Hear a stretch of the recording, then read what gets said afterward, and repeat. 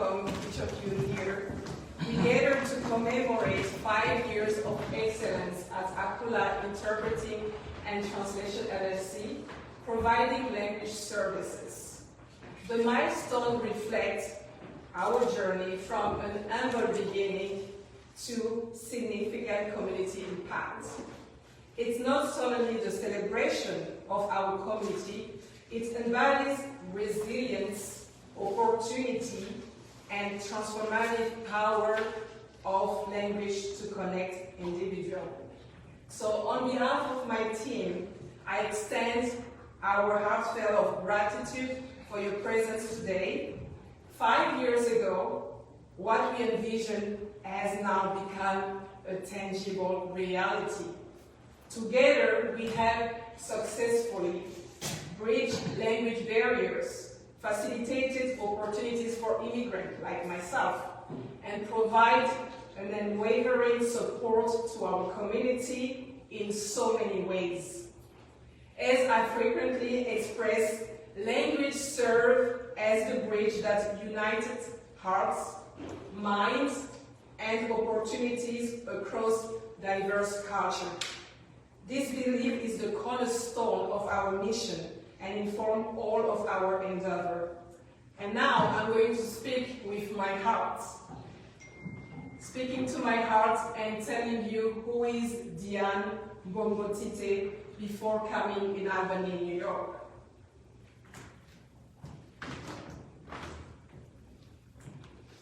Welcome again, and I'm going to welcome you in all of my language combinations. Soyez les bienvenus. Karibu sana. Jifika jilenge. Boyei bolamu. Those are the languages that I speak. I, Diane Mbombo Tite, I am from the Democratic Republic of the Congo, which is a country in Central Africa. I was born and raised in the capital of Kinshasa, which is a very big city. It's a metropolitan city. So I just want to give you that context to understand in which environment I was raised and what is my mindset. So the Democratic Republic of Congo has about 300 languages. So for somebody to speak 5 languages, it's kind of very common. But when I came in the US, anytime that I would be telling people, oh, by the way, I speak 5 languages, so people will go, wow, you do really speak 5 languages? I was like, yes.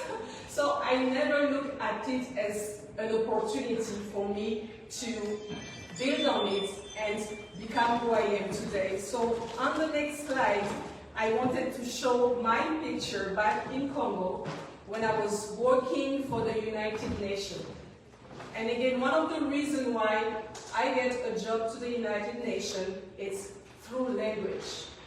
At an early age, my late dad, the Professor Edouard Tite Mushia, who inspired me, told me that, yes, education has a top priority in this house, but that education needs always to be, I would say, customized, adjust. You always have to think how to implement it where you are, and always have also a side business. So from my grandmother to my dad and from many family members, I've witnessed people having a full-time job, like 9 to 5, but always a business on the side.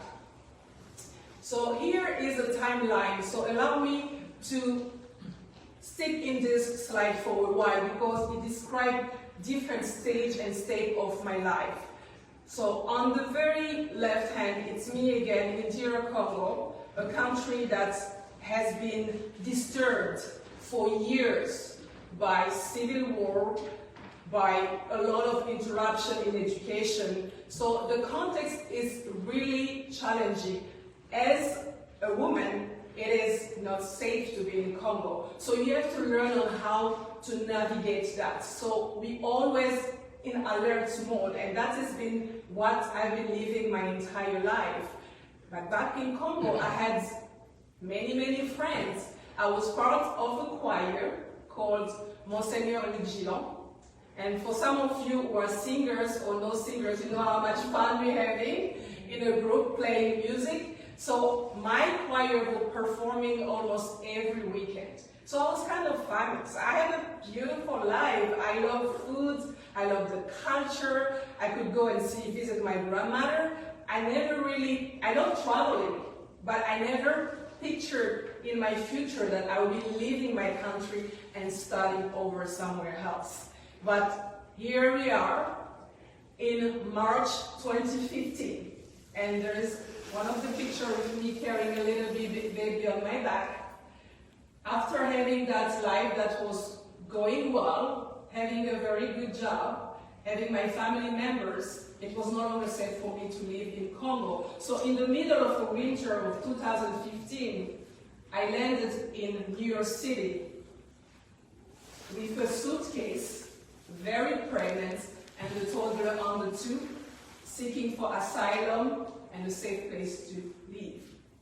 So here started my journey in US. As you can imagine, coming from a tropical weather environment, the future felt very cold and uncertain. So from place to place, we've been moving to find out how to navigate the US system. And at that time, I also realized how language plays a key role in the way you navigate the US system, but also you find your way to your new life and the way you establish yourself. Coming from Congo, I was speaking English. On that picture that is on 2011, I want to rewind a little bit. That is one of the picture I took when I used to work for the United Nations. We went for an electoral campaign in the Kauzi-Biega Park, and there you have one of my best friends, a gorilla called Mukomboso. But right now, this is one of the most dangerous places, especially for a woman. So I am back here in 2015 in Albany. I am with my children and about to have a baby. I'll be moving from place to place until I realized that the cheapest way to live here was to become homeless. I remember the day I had my Munya, who is here in this room, and she's 10. When I was checking, they was giving me my discharge paperwork, and they asked me for my address. And I was like, I don't have any address. And they were like, there is a cab, but you have to go home, so we need an address. So the day before I had the baby, I used to live in a house and with the community members, but they had a wedding in Maine, so the entire house had to live in Maine, and they didn't know me well to just leave me their house. So they told me, like, when you come back from the hospital with the baby, you have to figure out where to go. So I started picking up again the phone, trying to call a community member here and there. Eventually, I found somebody who were willing to get me for a few weeks, and I went to that place. I was there, and I knew that I had a newborn baby and a toddler, and I had to figure out how to pursue my life here in the US and to provide for my family. And I did remember what my mom told me.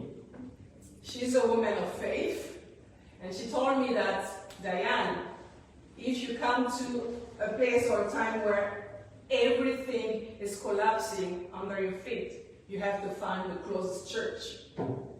That's what I did.